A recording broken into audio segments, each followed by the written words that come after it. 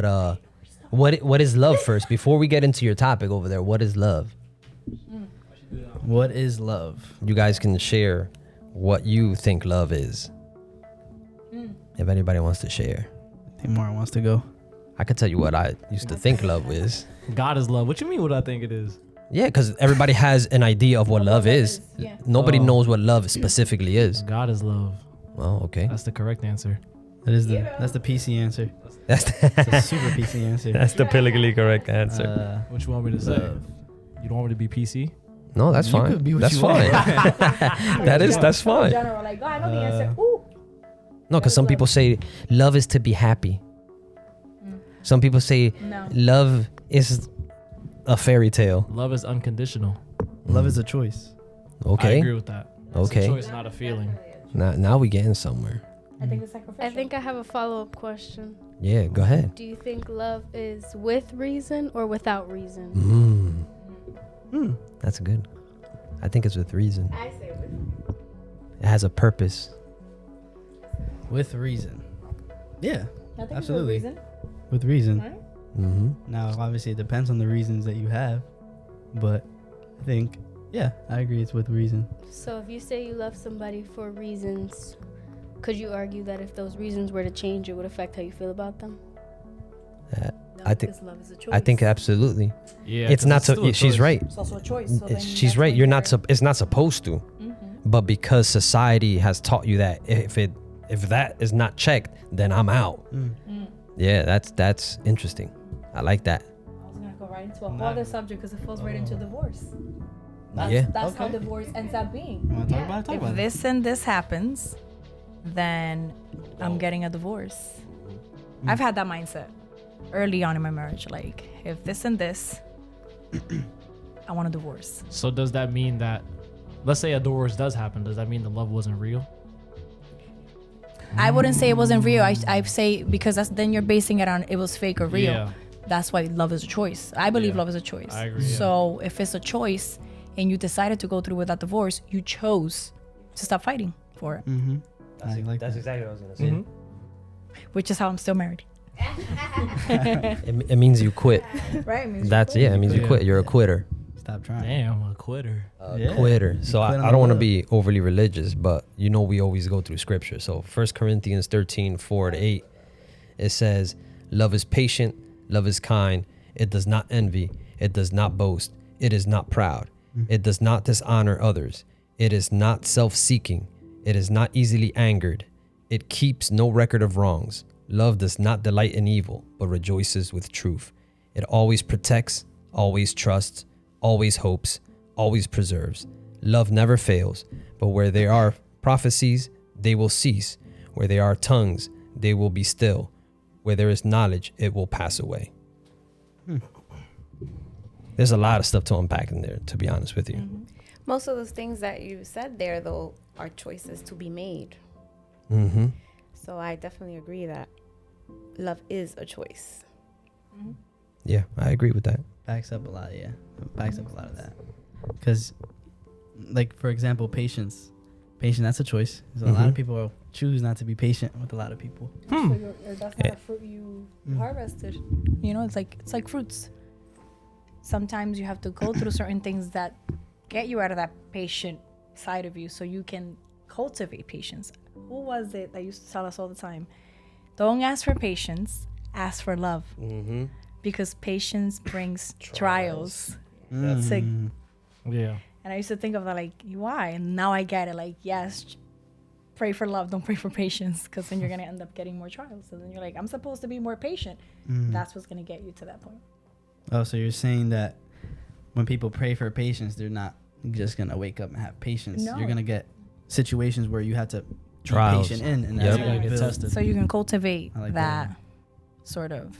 to work on it. Okay. I like that. I like that because then that right away just that notion of I think love is gonna be easy or a fairy tale goes right out the window. Just with that love is patient. Right the beginning of that verse. Yeah. That reminds me one day I woke up. This was back when I was working at Burger King. I woke up one day and I was like, I prayed. I was like, God, give me patience. I had the worst day Yep. ever. I It got was you. terrible. I opened at like 7. and I was already fighting with customers at like 8. Like, it was tough. I was having a terrible day. But that was God teaching you through. You asked for it. Yeah. I'm going to teach you now how to I stopped cultivate it. asking for Yeah, patience. yeah. You gotta pray for love. You Can't pray for clearly patience. failed that day. Give me love, Lord. Give me love. So, because if you see any situation with love, then you're not gonna get to that point of losing your cool.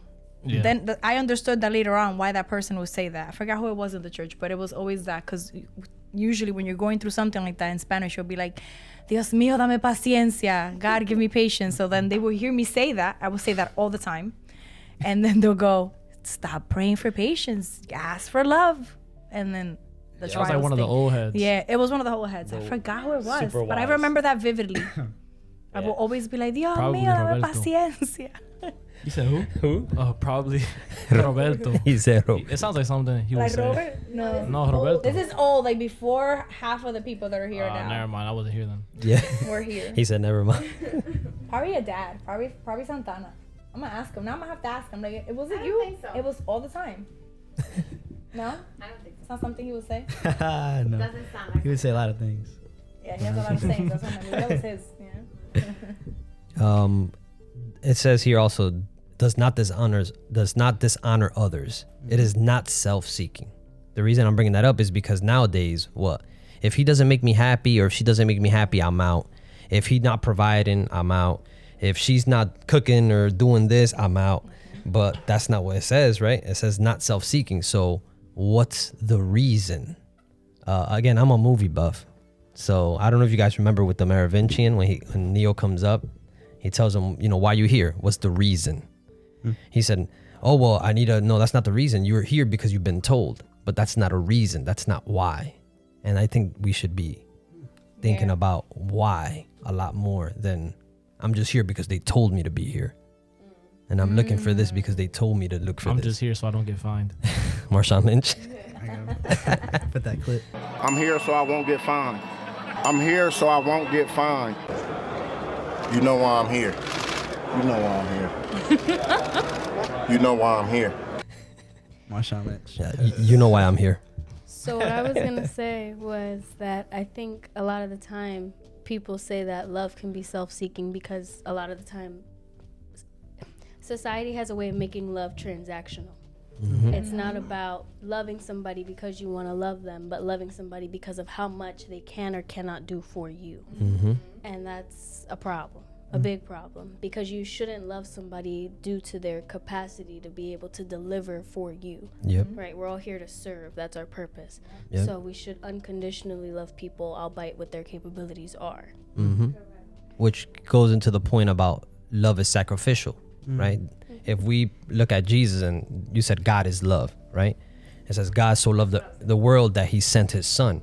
So because he loved the world, he sent his son, right? And he gave all. He sacrificed. Even before we can show him, hey, we love you too, he loved first and he sacrificed and he gave. So that gives a great idea of what, love is. Like, you know what? I'm going to give it a shot. I'm going to give it all. And I understand that there's little things I want to share with you guys something. So I'm gonna let Joe see it too. So Tina Turner made a song. What's love got to do with it? And she was saying that love was like a secondhand emotion. It says opposites attract. It says some weird stuff in these lyrics, but she's trying to say that love has nothing to do with people getting combined in a relationship. And the reason I'm bringing that up is we talked about this before, about music, how it has an impact on us, and we love music, right? But love is not what she's talking about. It's not a secondhand emotion. It's something that is led with, right? Because if I'm moved to do something, it's because love was there first, not because it's, I'm attracted to this person and then afterwards I'm gonna stick love in it. It shouldn't be like that, because then you become like this. What's love got to do with it? Got to do with it. Interesting though that you chose Tina Turner, because then that brings in another subject. The reason why a certain person has the perception of what love is. That's her perception, because if anyone here knows her music, you know that she was in an abusive marriage her whole entire marriage, her whole entire career. Her manager was her husband, therefore abusive, getting beat up. So that affects her perception of what love is. if you were to ask me before Christ what love was, I probably wouldn't answer that so differently. Yeah, me too. Because of the way I was brought up and how love was perceived in my eyes, and you know, growing up, no parental situation, all that, you start, you know, are you perceiving love based on abuse? Are you perceiving love based on transaction? Or is it a vending machine? I give, I get back, or if I don't give, I don't get nothing back. So that song, now I'm wondering if it was written by her, because if it was written by her, she made that song based on her response to what she was getting by the man she loved. You know, she wasn't loved the way love was described. I'm pretty sure she grew up with the whole Disney and princess and love and happily ever after and my best friend, and your best friend is here beating you up and cheating on you and manipulating you. I like that, because that's expectation. Her expectation wasn't met, so now something like this comes out. And if you guys like what Joe's talking about, if you see the end of the chorus, it says, who needs a heart when a heart can be broken? Yes, and that's probably how she lived her whole marriage. That's crazy. So Which explains why she stayed so many years under the abuse. That's what she thought love was. He loves me. How many battered women have you heard saying, no, but he loves me. It's my fault. because this has to work. You know, like it has to work. This is impossible that this is what love is or how it looks. Like this has to work, and if it's not working, oh my God, something is wrong. And if it's not him or her, then it has to be me. And it's me. Yeah. The perspective is crazy, good. That usually happens because when you look at love through a lens where you're traumatized or abused, you see love as something that needs to be earned, not as something that is just given to you. And most of the time, especially women that have been in traumatizing situations or even marriages or relationships, they use how much a person gives to them to define their worth as a person, which is why it gets really troublesome and it becomes like this debilitating thing. And love shouldn't be debilitating. You know, you shouldn't find that it's the one thing that's keeping you running, but it's not a real love. It's a falsified version of love because it's not given to you just to be given to you. It's something that's given to you based on how much you can do for somebody. And it affects a lot of people because it allows them to think that, okay, well, if this person loves me because I can do this for them or I can do that for them, sometimes they'll go and give more than they actually can give. And they push themselves far beyond their limits, and then they think that that's normal and that's okay. And it breaks a person down to do that a lot of the time. Yeah, absolutely. It's tough. That also like carries on because like obviously if that happens in a relationship with just two people, it doesn't stay there because now the person who's been hurt and traumatized now carries that on to other relationships.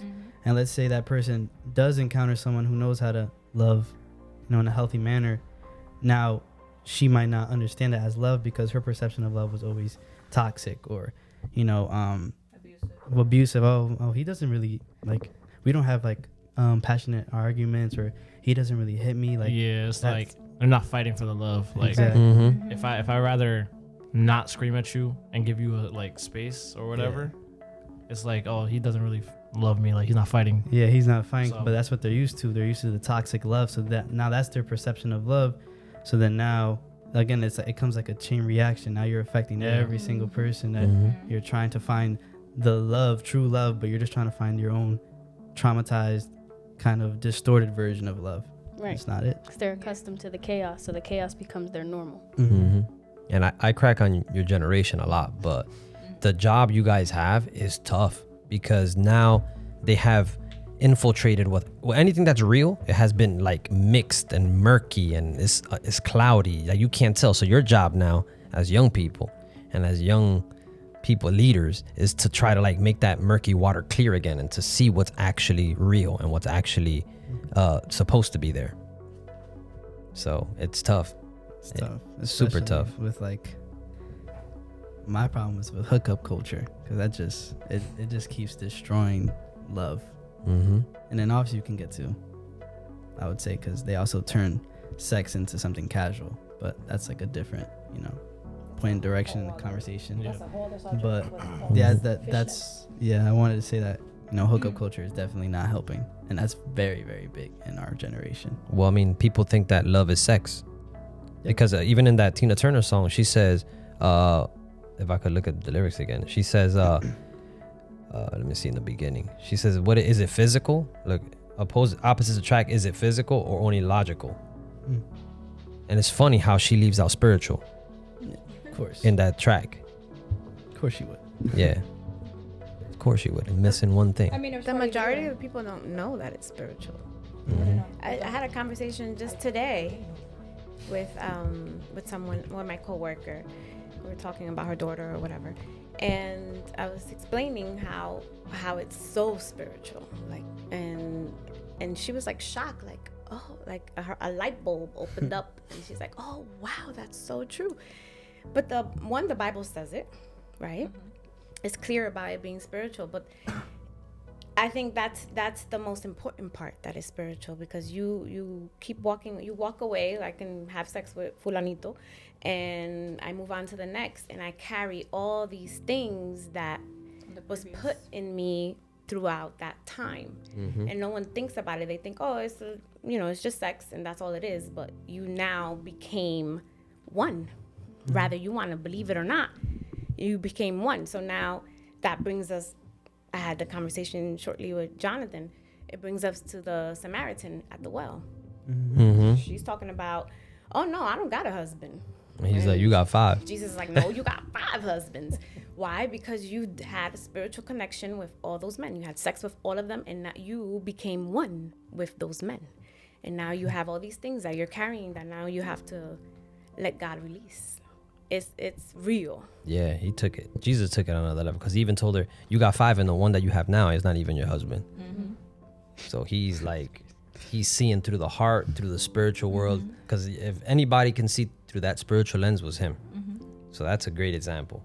Like she was saying, what's the purpose? And if sex is good because God created it, because remember, God created everything that's good, then why is becoming bad? I think same thing with love, like you guys were saying. Yeah. Just abusing it. Yeah, abusing it, having too much, or having it in the place where it's not supposed to be. Using it wrongly. Yeah. Misuse, not abuse. The wrong It's time. Abused Misuse. and misused. That's Yeah. something more. It's using it without the boundary that God set, Correct. which is marriage. Correct. And then that's when we get into, a relationship, marriage. What's the primary purpose of a marriage? Fellowship, companionship, and mutual help and comfort, right? Genesis 2:18. That was Adam and Eve, right? Adam was by himself. God created everything at that moment. Everything was good, except that he was alone. That was bad. So then he created a helper, mutual partner, right? For help, for comfort, for companionship. So that's technically a main thing of what marriage is. Marriage is not that piece of paper that you guys get written by the state or whatever. To follow the laws of this world. And it's interesting how the law gets involved in things that are spiritual just to monetize it and get money back to it. So that's a good point.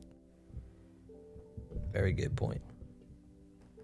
And to get more into marriage, right? Because marriage has a sense of duality, right? Because it's used to describe not only a relationship between a man and his wife, but also Jesus and the church. And to go more into marriage, because I have a lot on this actually. Marriage is a process. He's Yes. pulling out some notes. Marriage isn't just an action, right? People are like, oh, I'm just gonna get married. Right. You can consider it an action, but no, it's a process. But people use the term waiting till marriage. So again, people can associate that to waiting for an action, but it's waiting to start that process. But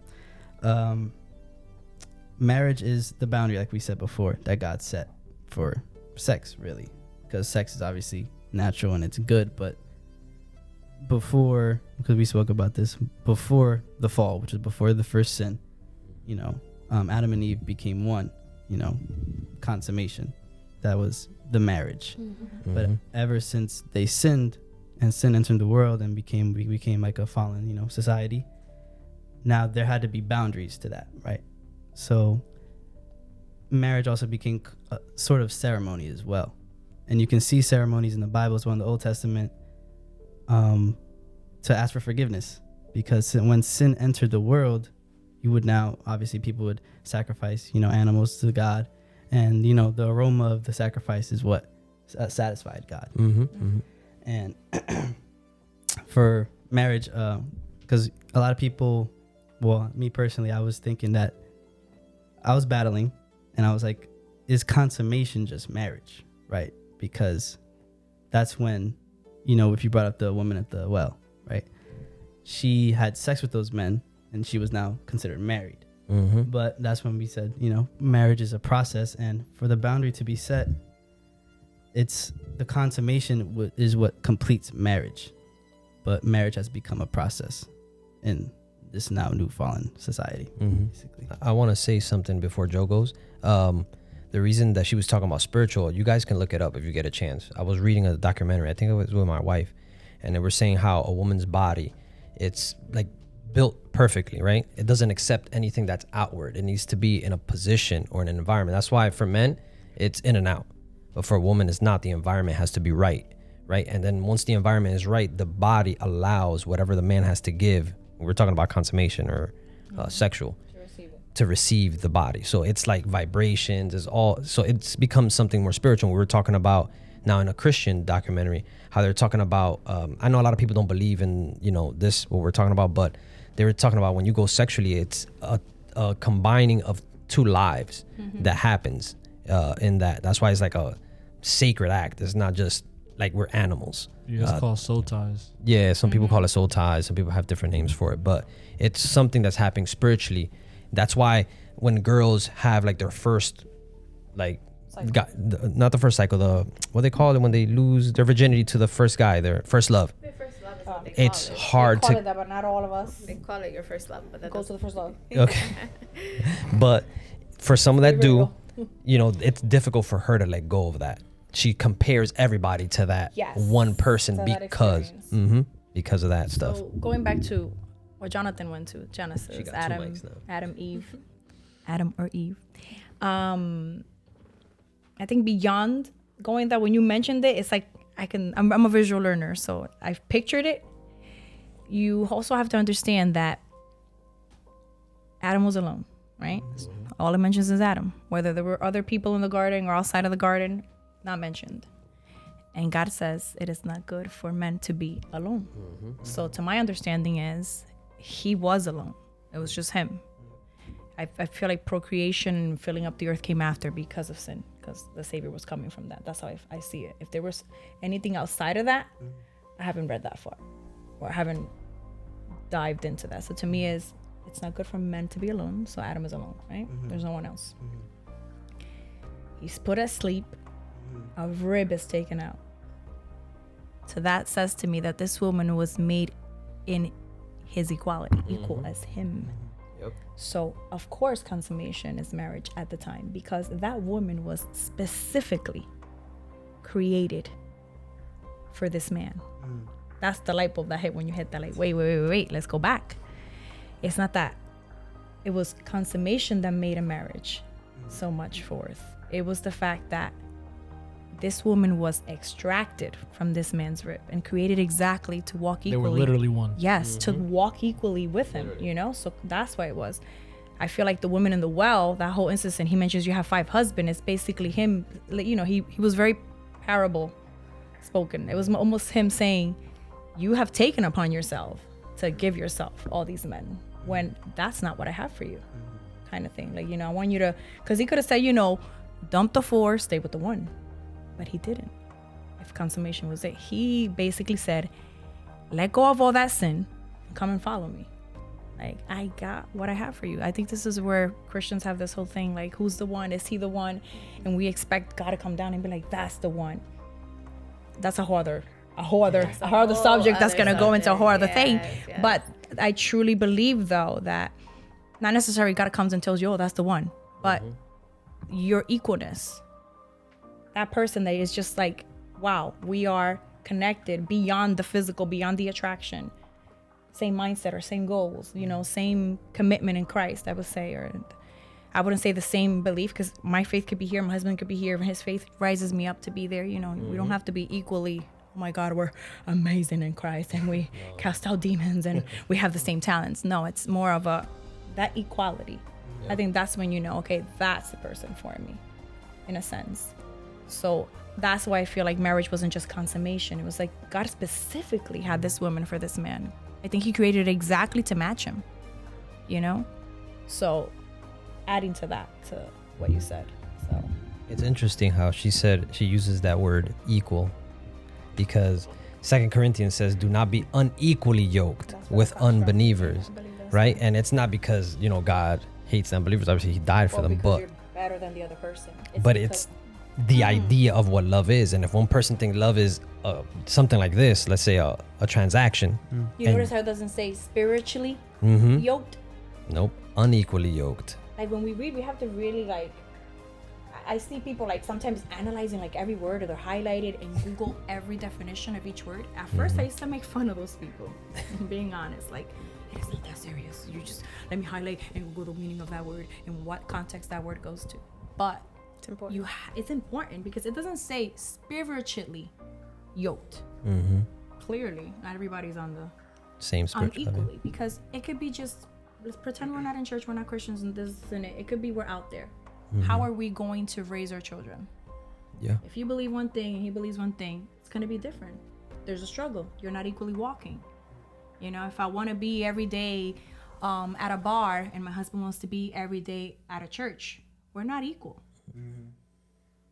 It goes beyond that. If I want to shop at Walmart and my husband wants to be at Target, it's the same thing, you know? Yeah. Not that you have to be twins, but our mindsets have to be in agreement. Yeah. Because it says right here after part B, like we like to say, it says, for what partnership has righteousness with lawlessness? Or what fellowship has light with darkness? That's the difference, which is crazy, but that the Bible says that. Anything else you want to add to that based on your... Not add. I wanted to ask you a question, maybe challenge you a little bit. So Bring it. for the people, because I love that example you use of Adam and Eve, right? That, you know, she was tailor made Made for him. for him because, you know, she came from him. So Can I say something before you ask the question? yeah. Because there was a completion in that moment. She said Adam was by himself. He was just doing it with animals, but he had God. Something, so it was Adam and God, but something was missing. And the reason I tell you that is because I'm big on that. Even in the Bible, it says all the time. I was reading 1 Timothy. It says, but godliness with commitment is great gain. And the Bible uses that a lot. If you read carefully, it says both things matter. Like the blood and the death of Jesus matter. So right now, Adam is with God. That's good. But he's missing something for that whole completeness to be complete. Go ahead. Sorry. No, okay. You want to say no? Say. I just wanted to say it because it just hit me when he said it. I just feel like I think, and I could be wrong, but I think God gave Adam Eve maybe to teach him what love really is, right? Like if marriage is, that's how I see marriage. How am I going to love God? How am I going to love God? I have to love my husband first. And if I can't do that, I'm not going to love God. So I feel like the first relationship that will help me mirror how to love God is a marriage. So I was thinking just in my head, like, oh, maybe he made that relationship so then you can really understand how to love God. That's just my thought. I see it a little different. Okay, go. I see it as you're giving him another person so we can learn how to exercise that love. So not learning. Sort of different, but not learning, but I exercise that love. Because I feel like if he was created by God and he, you know, for us, I would say now, obviously we don't see God, right? Correct. We can't picture him. I have no idea what he looks like. I can't feel him, like, which is relatable to our struggle with our faith, you know, like I'm believing in something I don't see. And now I know I can feel him in certain areas, like music or worship or even my kids or certain physical affections. I can feel like, okay, this is coming from God. But back then, they were seeing God. They were walking along with him. Like picture that. Like that's like he's right there. I don't need to learn to love him because he is right there. Like I can see him. He is taking care of me. He visits me. It says he will walk and visit. And in Spanish, it sounds like so much more beautiful. I don't know why. Like, se paseaba por el jardín. Like, you just imagine, like, the most serene. He wasn't like Zordon. Right? Yeah, like, no, he wasn't like Zordon in a glass, like, my child, like escape our distance. It wasn't like he was walking like he was mightier than, or, or there's a certain holiness to me, so stay away. The Bible doesn't say that. It says he walked along with them. He will visit them and take care of him. That's and crazy. Provide everything. So I think that love was already there. I think it was more like, I want you to exercise that love further. Remember that God knew they were going to sin. Correct. Even though so he already knew the future. So I feel like it was more like, you know what? Let's create something that you can exercise that love onto. I think I see that in a way of becoming a parent too. Like, now I can exercise this love that I learned from God further onto my children and my husband. Like, God has given you this man to like exercise that. That's how I see it. Okay. Similar to what you're saying, but more like not teach me how to love God, but the opposite, like how to love others in the way that. Okay, I get what you're saying. Yeah. Like that. I don't know if I explained Can that. I got a Bible verse. 1 John 4:20, because that's my birthday. So it says, whoever claims to love God yet hates a brother or sister is a liar. For whoever does not love their brother and sister whom they have seen cannot love God whom they have not seen. That makes so much sense to me. Like, you know what? Yes, like, you know what I mean? Like, they were seeing him. Like, I'm a little jelly. Like, they got to walk with him. Even Jesus, like, people got to walk with the dude, man. And we have to. I think what you're saying is accurate in a sense now, because we don't see him. We don't know him. How can I say I love something unconditionally that I do not see if I can't even exercise love with the dude that God gave me? So that, yeah. I feel like you guys are both right, because hearing that verse, my interpretation is now where she was coming from is now making more sense. I'm not saying that's what I'm saying. Like in her instance, now I can see, like, that's what I just said now. Like, yeah. So yes, how can you? So I would say before sin, it was more of a, let me show you how to exercise that love that you have received and you have witnessed and you have experienced, right? And then after sin, there's him no more. We made that separation. Yeah. Now we can't see him physically. So now it's more of what Clary's saying. Okay. Like, listen, how can I love this that I do not see if I can even love you and you're right there and I say that I do. You know what I mean? So yeah, so it's like that. Let's attach it back to the beginning. They were with him. Now we're not. We can't see nothing. Yeah. It's like what Martin was saying. I think is what you guys are saying is on key, because I think he gave us something to try to understand his love, right? Even after we, like she said, we seen him, we were there with him, now we fell. Let me leave things so they can understand a little bit of I say this all the time, like everything that we see about love and everything that we see about God's glory. It's funny how as humans we fight. Well, this is real love. I have real love. I found my true love. This is real church. I feel real church. And God just left all this just so you can have a little bit. Like, if you think that's beautiful, that's nothing compared of what I have up there. This is just so you, like a shadow. You know, like that. It's amazing what you guys are saying. I love that. Yes. Not to backtrack, but I wanted to ask my question because, again, back to the tailor-made, right? Eve was tailor-made for Adam, because she came from Adam. So my challenge to you is, I love the Adam and Eve story, but how would you tell young Christians or people in general in today's age how to navigate finding the one? Not the one, because I don't like that term, the one, right? But finding someone that they can, that, I don't know if I want to use the word mold, because I don't know. Okay, right? So Craig Rochelle, he says, don't try to find the one, be the one. I agree. So would you prescribe the same thing? Like, instead of navigating, trying to find someone tailor-made, just work on yourself? Correct. Yeah. Okay. Were you, when you found the person you're currently dating, were you specifically looking for something? Obviously not, because how can you look at her without conversating with her in any way and say, you know what? She is what I have been praying for. You can't, unless you have a conversation. Clearly, there was already an attraction. And then you sort of see, I feel like in my case, obviously, my husband, I wouldn't say I grew up, my husband grew up seeing me. If that makes sense. He's younger, so for those of you that That's didn't know. crazy. A lot younger. He grew up seeing me, right? And I think we had this conversation. I would wonder, like, why is this man interested in me? Because when I looked in the mirror, I didn't feel like I could be anybody's choice. You know? I was very, like, I still sort of am, but like the very head-on strong and opinionated, and it's my way or the highway, literally.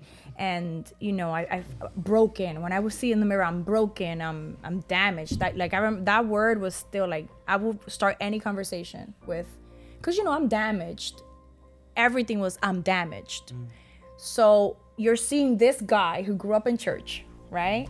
Christian parents, leading in worship or wherever he was doing at the time. I think he was playing the drums at the time. And you're like, you never fathomed that could be for me. Like, I never looked at a guy that was active in a church and you know, into God with Christian parents and like what I would call a normal person that grew up with two parents. And you know, Did you feel you didn't deserve it? Yes. You didn't think you were equal Yes, no. to that. I was not. I didn't think I was equal to that. To me, I had nothing to bring to the plate. Absolutely nothing in the spiritual and in the physical. You know, this was a girl who did a few semesters of college, couldn't continue, no home, no parents. I felt like if any parent looked at me and had to decide if this girl was good for their child, they would say no. They would try to get me 50,000 miles away from him, because that's how I saw myself. Because society, even Christianity, and I'm not saying Christianity in general, because clearly I'm still here and I married my husband. So clearly I found the difference in this church than other churches, but you have to have this certain perfection for my child. And I get it. As a mom, I get it. Like, of course I want the best for my kid. But why by looking at someone physically can you tell right away if that person is enough for... I personally, when I would look in the mirror, I wasn't enough. Not for him specifically, because, you know, he was interested in me very young, but like, whatever. This child over here. But there was another guy in church at the time who was interested in me, and I remember the thought I had about myself became a reality. His mother, just because he showed interest, his mother called my aunt, because, you know, who do you call her parents? This is the girl that lives by herself, takes care of herself since she was very young, and they're trying to look for parents, so let's call the person that brought her here. Let me call an aunt and ask who this girl is, because I see this girl and she's always with this child around her. So right away, the perception that this person had was that I had a child and I was new and no one knew nothing about me. No parents, no nothing. So I need to see if she's good enough for my child. And that's exactly what she told my aunt over the phone.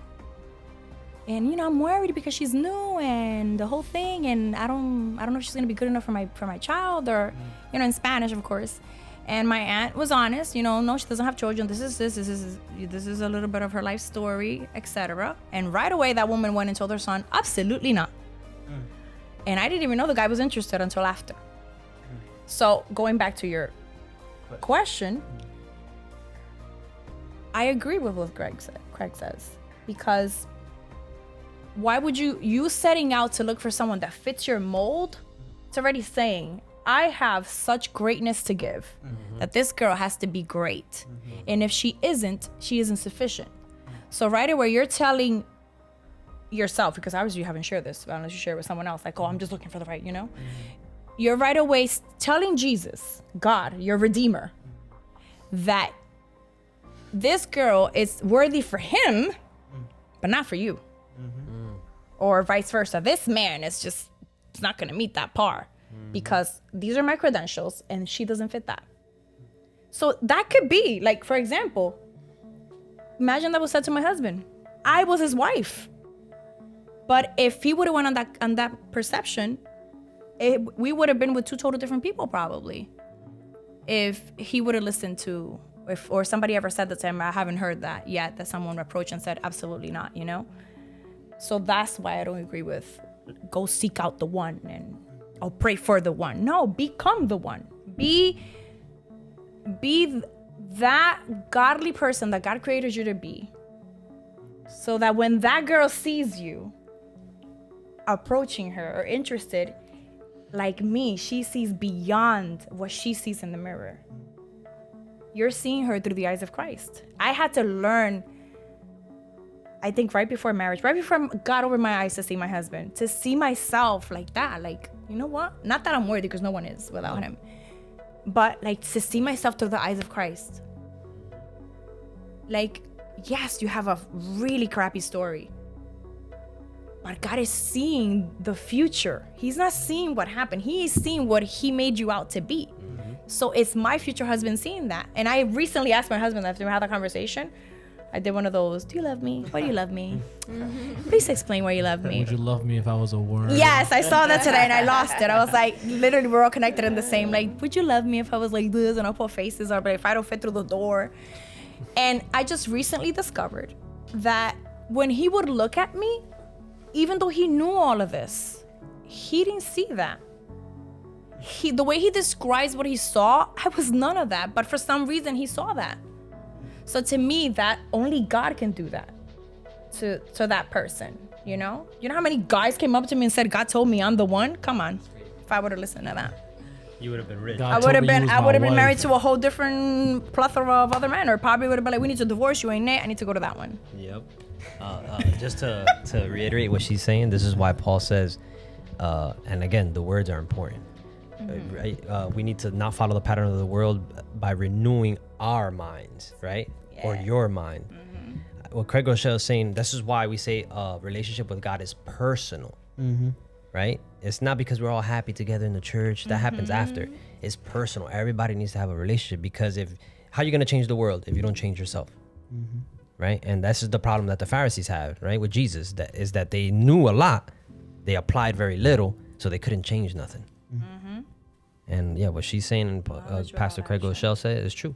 You have to change yourself first. You need to be that change. Allow God to be like, listen, mold me into what my future wife needs. That's my struggle.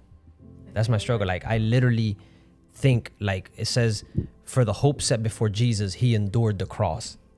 And I'm thinking about, like, what's the hope? Like, when I look, like Joe says, I look at myself, what hope is in humanity?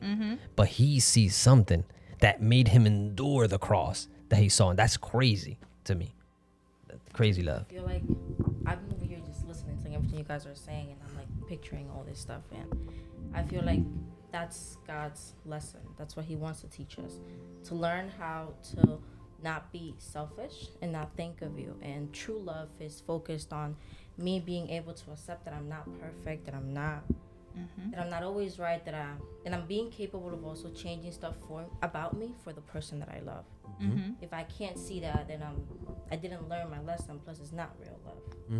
So that's just basically what I feel like. Absolutely. And as she says that, it just reminds me. Remember, guys, when I wanted to take these rocks off the altar, I didn't like them. Yes. But then when I was like, I'm taking them off. I'm putting a screen there. I'm doing something. And then God showed me that verse where he told Moses to build an altar with unhewn stones that are not cut. Those are the people, right? To me, it was like people that they're not perfect. There's some have different. In that altar. Yeah. I was like, no. It's like, that's perfect. That's how my church is people with different edges that combine together to make one whole thing. One body. That's crazy. Does that answer your question? Good. Yeah, answers my question. Thank you. Yeah. Yeah, no, I was sure playing. You know the answer. Somewhat. I just wanted for somebody who was watching, someone's because like a lot of people they feel pressured. Not pressured. The word I'm looking for is not attached or like distant from the Old Testament. They hear Old Testament, they're just like, oh, but like things are different now, right? Yeah. So no, everything connects. It wouldn't be there if they didn't connect with each other. Some people like they hear the story of Adam and Eve, but like, oh, that's old, or they hear like stuff like so. Yeah, but you said something last podcast. You're like, the new age, but it's really the the old age. Yeah, Because it's the same thing, just repeated over and over again. there's nothing new under Which the is sun. why God had it there. Like, and you listen, if the Old Testament was not needed, we would have just had Jesus on. That's it. Yeah, straight up. But he could just mention Genesis, like the Adam and Eve story, so we could get an idea where we came from, and then be like, okay, that's it. That's all you're getting. Brief Everything summary. connects. Brief summary. Yeah. Brief, yeah, like a brief, yeah, yes. Like let's give you a brief summary, like the author's story before when you buy a book, Yeah, like why they wrote like it. footnotes or something. Yes, The preamble. like that. Preamble. But no, yeah, answer my question. Good, Thank good. I have a question that kind of like adds on to his. Mhm. Do you guys think that there is a one, you. A one in a the sense. one, in the sense of like there's only one person for you in the world, No. like the one, like you have, there's the one. Like if you miss out on it, good luck. Yeah, like GG's. I don't know. I think that's hard to. That's a hard navigation. That's a hard navigation. I think that how do you ever really know, right? So God is so good, right? I'll give my relationship as an example. I wasn't thinking about the one, y vamos a orar, and all the stuff that you guys are doing now. Nowadays, I like George. I was like, oh, he's hot. I want to kiss him. Let's just do what we That gotta was her do. teenage mentality. That was my teenage Close your mentality. ears, John. And I went for what I wanted, and I got what I wanted. So I thought, right, at that moment. We get married. Well, obviously, for those of you that don't know, I got pregnant first, then I got married. I didn't do it in the order that it was supposed to be. That was supposed to be done. But me and George struggled a lot. So I'm not gonna lie. There was times that I thought like, oh, I wonder if he wasn't the one for me, right? He wasn't the one for me, and yo me puse de freca, you know. And I ruined his. Yeah, and I because she ruined went after his. you. I ruined whoever the one was for him or whatever. But then I realized that as long as God is first in any relationship that I encounter or any relationship that I decide to have, then that is the one, right? Because there was things about me that needed to be changed, but at the moment, I didn't think they needed to be changed. I thought George needs to change. Same He here. needs to take this away, that away. All these things need to go away in order for this relationship to work. Because But the perspective of the one is something that you make in your mind. Correct. Like perfection. So the one in the one in my eyes, right? The one in my eyes at that time was like, Tom Hanks. he can't be nothing. He can't be nothing like my father. He can't be like, what's that, alpha male or whatever. I came in a home that my father is alpha male. My mother's very mean, submissive, but she enjoys it. It's easy. It comes easy. That's just who she is. So, but me, I'm a lot like my dad. So I would see it like, ugh, American- yo nunca voy a ser como esa mujer. You know, and I'm not American woman, stay away from I'll me. never let a man, Tell me what to do. tell me what to do. So then, that's not what I married. I married an alpha man. So then I'm like, esto nunca va a trabajar. Yo no sé lo que va a pasar aquí. So then I started praying about me. I'm like, you know what, Lord? Maybe it's me. Maybe I'm wrong. Maybe there's something wrong with me. Maybe I brought whatever I grew up with into this relationship. Why don't you just work in me? Whatever it is, let's work on me and let's see where this goes. And that's exactly what happened. I prayed and prayed about me, and slowly I start to see like, oh wow, George is amazing. It's just I'm stopping that, right? In her own way. Expectations are right here.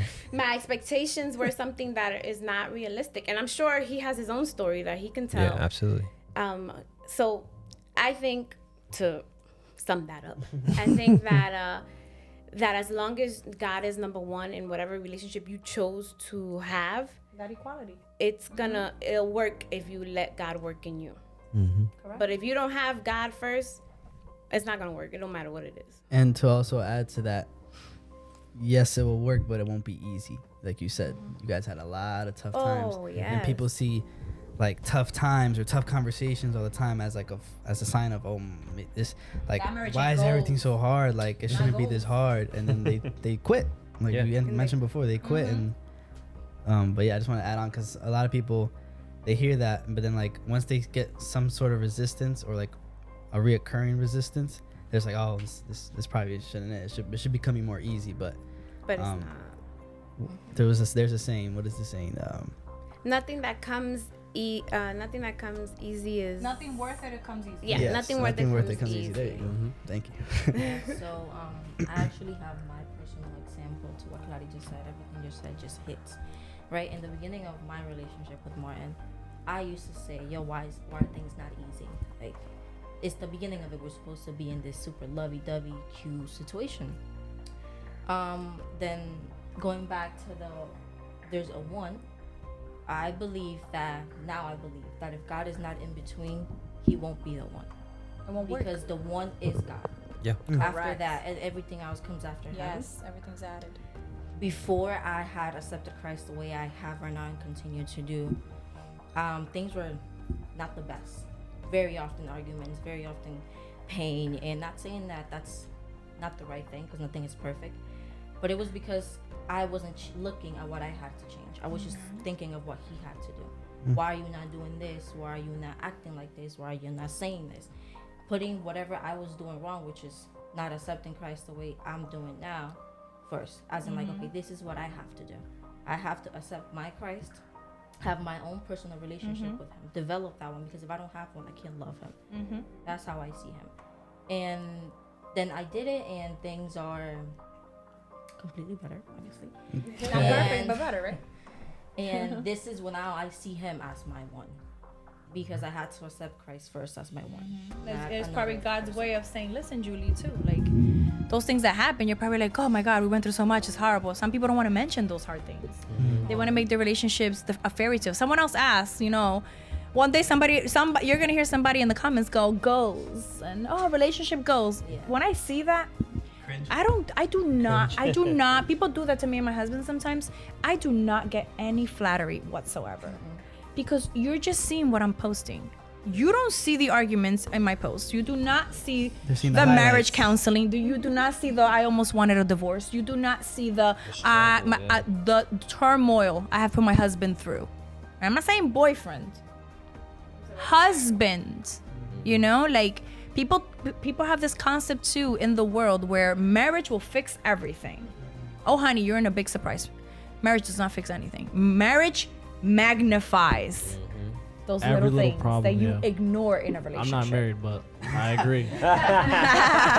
Things just get every season magnifies. The talking stage, then you're dating, something just got magnified. Then you are, there's a promise now. You're it, right? Something else magnified. Now we're engaged. Something else magnified. Then you're married and it's a bomb, a ticking bomb of everything you ignored in that relationship. People call it flags now. I don't agree with flags because flags means it's red, get out. I don't agree with flags. That whole, remember we used to post like flag this, flag that. You guys had an era of the flagging. And I used to like just roll my eyes. No. Warning. But red flags are warning, like get out. Once it's red, honey, get out. I think it's more like, hey, I'm here. In theory, that's what it's supposed to be. It's supposed to be that, but that's not what it's being treated as. I'm staying away from you. When you hear people saying, oh, she broke up with the guy because this and this and that, she saw the red flags and she didn't run. They don't say she saw the red flags and they got together and fixed it. Yeah, that's true. She didn't see her red flags though. Correct. It depends on the red flag. Yes, that's what I'm saying. So I don't agree with I don't agree with a lot of the new wave relationship, the red flags, the relationship goals. When I see that on my picture comments, or I don't even cringe. It's really saddening because you are basing what you see, highlights. Yeah. my highlights, as what you want, but you have no idea the work that had to be done behind the scenes. Which is a 2-second video, a 10-second video. Yes, and clearly, we're not gonna put our me dijo the other day, and I slammed in his face, and we're not gonna share that. Why do I want to share my dirty laundry out there? That's for me to wash at home, you know. And like my husband says, so like this one, ropa tendida. You tend your clothing, a little line, and like we live in the ghetto. But that kind of stuff. So all that stuff that happened in the beginning, I see it now as God's way of saying, Julie, you need to get your act together, because I don't want you for him. I want you for me first.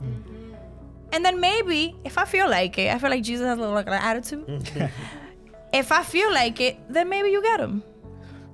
You know, because ultimately he has. You can try as hard as you want to make it work.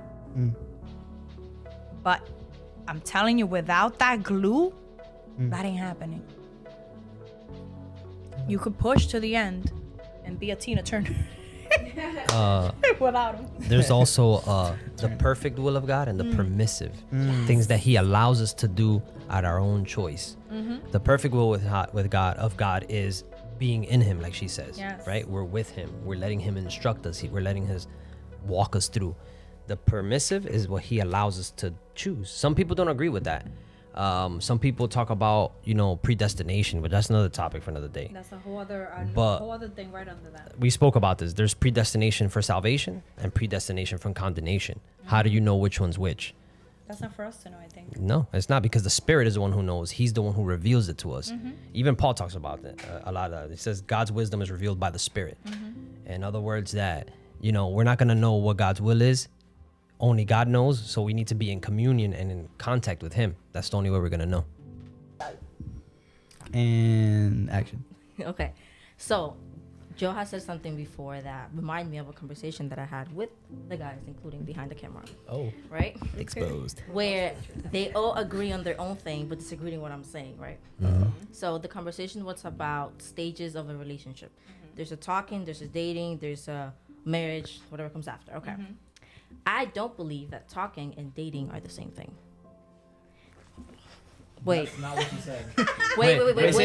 I'm not done. Let her finish. Say that one more. Say that. Yo me calle, tú. Julie, say that one more time. I said, in my opinion, what I believe is that talking and dating are not the same thing. Okay. And be like, wait a minute. That's not what you said, dating but okay. and being in a relationship. She said It's not the same dating thing. and in a relationship is not the same thing. She thinks dating is talking. No. That's what you put in my mouth. That's what you put in my mouth. I like He this. said that for the They had a whole society. definition. He said that for the outward, I believe that dating is talking, but it's not what I mean. What I mean is that dating is the beginning after you move from talking, right? All the extra feelings, the deep, everything else that's super deep come after when you start meeting who this person truly is, because you know about this person, you like this, you feel this connection, but you need to actually see it very often, learn how to deal with it. And when I say I'm in a relationship, I consider that being more serious than me just saying, oh, we've been dating, because he just said, oh, I'm dating you. No, I would prefer the word I am in a relationship, because for me it gives this more of serious, very real commitment thing. Now, It's a societal thing. Hold up. Hold up. I Googled it. can I defend myself? Hold on. I Googled Yeah, it. please I need my water. The world's definition. defend the coalition. I Googled it. It says talking and dating are totally different terms. Talking means they are exploring their options. Dating means they are exclusive. When he See, says that- we talk, it really means I am exploring my options. Oh, That's so the wrong. thing. You're one of them. What does that Oh mean? God, Talking- this is just awful. This definition. What are you gonna say? That I heard the definition, but I remember in my Time. era, Era. whatever. It was courting. We use the word talking a lot, Of course. and talking back then was like dating, really. We were like, oh, I'm talking to him or whatever, and we're kissing or whatever, but we're not. Were you exclusive? We weren't exclusive. No, because when it's a you're difference. talking, then I don't know about now, but then you were just talking, and I could be talking to five Exactly. different That's guys, the same thing. doesn't Kissing 5 different matter. That's guys. talking. I mean, that's a little hoish, but that's the way it was, right? Now let me It's the same thing today. let me add some Uh-oh. background to that. Me and John Me and got a rebuttal, Clarissa, though. well, Clarissa and I are from the same generation, right? She's older. By a year. And a half. And a half.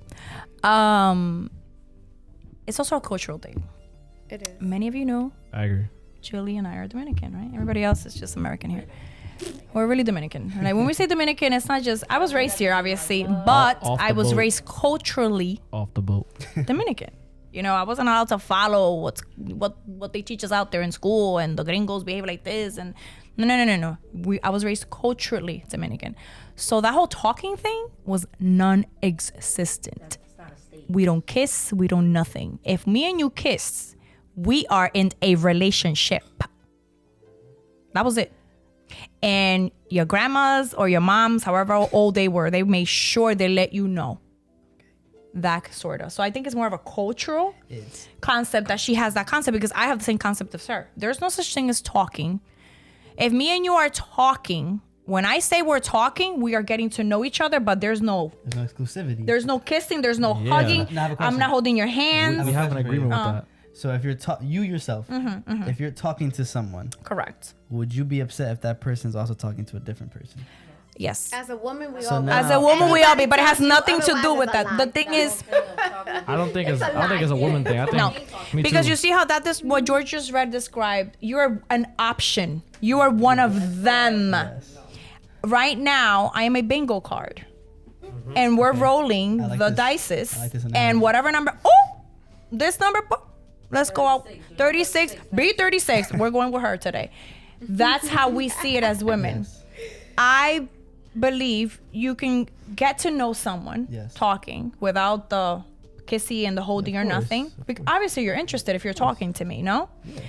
But it should be exclusively to me, because of course it's gonna look wrong if you're talking to 3 different girls who are totally different. I am never gonna meet up to your expectations or wherever it is you're looking for, because you're always gonna compare me to the other 2. I'm a checklist. You have Petra, Martina, and Juana. We're gonna go with general names that happened to really don't Fulana? exist. We have to do that because I don't want to, say a name of somebody that's probably hearing, thinking, "How she know me?" And Sorry, Petra. women. So Petra, those are older names. So That's Petra, Martina, and Juana, right? And here you are talking to all 3. She means it. Make sure you put check marks in this morning. This one cook and she don't. Pero Juana tiene So I have a question before you continue. Mm-hmm. Now, you made it just a little bit more complicated. More did deep. I? You made it, yes, Yeah. because you brought up the fact that us women. So now you made it a gender thing or Yes, because- sex thing. Go- I disagree. That's how they culturally but raise us. let me finish. Martin agrees. So now you're trying to say that talking is now 2 different definitions for the sex. For men, it means something, and for women, it means something. Yes, because we are raised culturally to believe that a man can do all of that and he's fine. And if we do, we are what your mother said. But culture is It's a not cultural gender, thing. though. It really is. Society, period, right? Like, society, period. You see, I'll give you an example of my father. This is juicy. And this is not a great example. My father, Dad, if you're ever listening to this, you know I'm right. My father, if my father went as far as when my brother turned 15 to try and find a woman who will make him a man. Say that one more time. I'm sorry. He went as far as suggesting, thank God he did not do this, that once my brother turned 15, Yes. you're in Hispanic culture, 15 women are quinceañeras. That means we're becoming of women, we're becoming of age, and the man, same thing. It's the same thing, even though you don't get one. If you want one, I'm so down to give you one. So, Yeah. my dad went as far as suggesting of finding a woman. I just Two. got took out. I'm sorry. Yeah. Flashbang. Sorry, guys. For the people listening, if this makes it, we just got blindsided, flashbang. literally. He went as far as suggesting of getting a woman. And when I say a woman, you know what kind of woman Yeah. if I'm going to get a woman for someone to become a man, okay, prostitution. There you go. Yeah. Oh, I So thought you he were can talking become a about man. So he can become a man. Celebrate it, like yeah. That's crazy. But Oh, I'm telling you how okay. society sees it. How this has been coming since the ages of ages, where men, and it's biblical too. How many women were the men allowed to have in the Bible? Fuck yeah. Pastor. You don't want to know. If a You don't want to lot- know, right? But can a woman do that? if In the a- Bible, no. And I'm not saying it's wrong either. I'm not saying that it was wrong or right, because could. clearly we're women. No, but we're women. So that's how Samaritan. God established it, right? But because of that, a man can have whatever. That's why when you hear a man cheated, no one really goes, It's more when the but if you hear a woman cheated, Lord Father, the world would end. But what if It is wrong, guys, whoever's listening. It's wrong no matter what. But it's the societal conception of this, Like, if I would have told my dad, I turned 15, can you go find me a man so I could become a woman? He would have probably put me on 3 feet under the house. I got a question though. Right? Because what am I asking for? I got a devil's advocate question. Here we go. But what if a lock had multiple keys that could unlock that lock? Would it be a master lock? Or master key. No. Answer the question. I don't even get the If- question. What the- Start over. If If a lock had multiple keys that can open it, different keys, shapes, and sizes. Yeah, a bunch of keys can open that one Uh-huh. lock. Is that a good lock? No. No, absolutely. Now, Everybody what has if- access. Now, what if a key can open many different locks? Would that be a good key? No. What you mean? It's the same thing. It's the same exact thing. Did he just see it? Did he just hear what he said? That's Wait, considered let a master key. me repeat that. But you see that? Let me Why? repeat that. Didn't get it. Let me But you run- see that? No, let me run that back. Who is considered the lock? But let me run that back. Let me run that back. If a key, This is very misogynist of you, by the way. Seriously. if a key can I'm here open, for it, though. It is not considered. For me, it isn't. But you see, but society will say yes. That is called. If you go to Google, that's No, a but master key. I'm asking you. If a key could open a bunch of different locks, That's a good is that a key. good key? Is that a good key? That's a No, good key. That's a good absolutely ass not. key. Because I do not want that key opening the lock in my house. Probably. You don't have. But that's a Well, good see, key. No. You gotta look. This is why you gotta Stop go it, deeper in Martin. things. Stop it, Martin. This I'm cannot be a just being the superficial advocate. question or answer. Definitely, That's what he being wants the you to do. advocate. But it's not. That's the problem. And everything we do, I want you this to is follow my why track. God makes sure He tells us we are different than what that world is telling us out there. Yes, of course. Because when we bring those kind of concepts and believe that into the church, this is why the church is now a whole circus. Because we have those concepts, we want to add, and this is why God says we are not of that world. You know, some people want to get offended by that. Like, no, you don't understand. We are completely different. The minute we become believers, anybody can be a Christian. The minute we become believers in that word, we are automatically against everything out there, whether you verbalize it or not. Yes. Against it. I'm telling you, the minute I mention I am a believer, oh, so you don't like this kind of people, and you don't do that, and you right away is a bad thing. I haven't said a word. All I said was, yeah, I'm a believer. Okay. You're like derailing a little No, bit. because the question over here. Okay. No, yeah, the question kind of like, it was just. Nah, I was just being a Yeah, it was misogynist just, for a it second. was just a. I want to go back to Julie's question. It was Yes, But, let's go back to in a- Julie's it was question. Let's rile you up a little Yeah. bit. In a more We gotta get Christian clickbait. I wanted way. to, because it got a little messy because when we mentioned sex Talking, or gender, dating, male, female. Now we were just trying to define talking, dating, in a relationship. Now, to answer Julie's question or to rebuttal, she's saying, I just want you to repeat your stance one more time so I get it right. What's the difference between dating and in a relationship? To her is First of all, it's her belief. there is never no stage where you can talk to me, talk to her, talk to her. That's not real. Like that's For her. I just said. For me. Okay. For her. No, I'm In her not. opinion. Okay. Okay. So dating for me is the beginning of something that can have a future, So now, right? dating, because we have to take. What are you gonna say? Dating and a relationship are not the same thing. That's what she says. That is her basic He stance. knows that. Simplified. Like, he knows that's my stance. It shouldn't. I have a more godly answer to that. I have to go into that. I super disagree, but I super have to go into that. I think what she is doing. Obviously, she's entitled to her own opinion. Obviously, but if we're speaking, general and generics here, talking in society's you can go. Talking in society standard is what you think dating is. No, because dating for me is never just this specific. It's only specific to me. You cannot, because talking with the definition he just gave us is options. Yes. And that, just like Joe said, And I doesn't don't agree exist. with that. Okay. It don't exist. So dating for me is you're getting to know me. You are falling for for who I am and realizing things that we could not work on, things that are things about me. Now, when we jump into I'm in a relationship, now I'm committed to you, which I was committed before, but the commitment just grew and got stronger. That's how I see it. I just want you to understand that Let me know when y'all ready. dating, when Martin can attest to this, when I say I'm dating someone, right? I say dating is that I'm in a relationship. But obviously with your definition is different, because dating, your form of dating is talking but without the options. Facts. No, I will never accept the talking part. There's no such thing as dating. See, But that okay.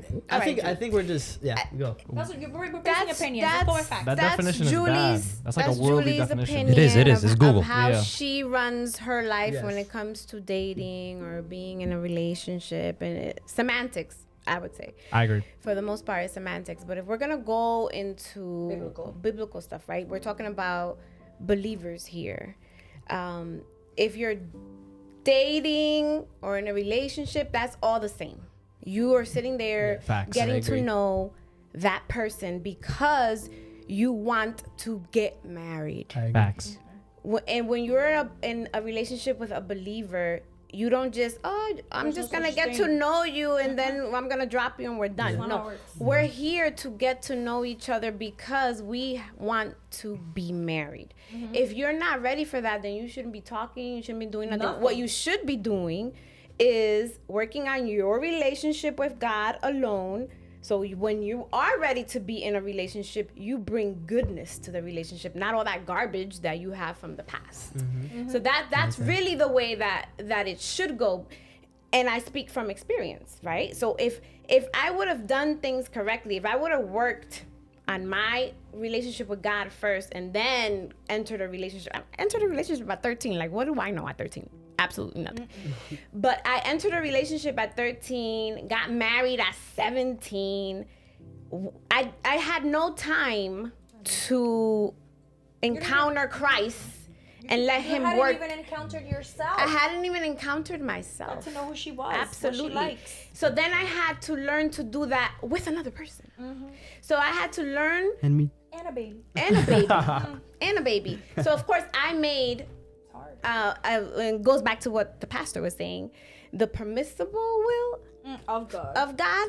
He allowed it, but was that the way he wanted me to go about life? No, he probably wanted me to first get to know him, work on all my, and for the most part, I was raised pretty well, but I'll just put in quotes, childhood crap, right? Getting to work on you, like getting to know him. There's not necessarily trauma or something to heal. It's getting molded into what he created you to be, because our parents do cement, right? My bad.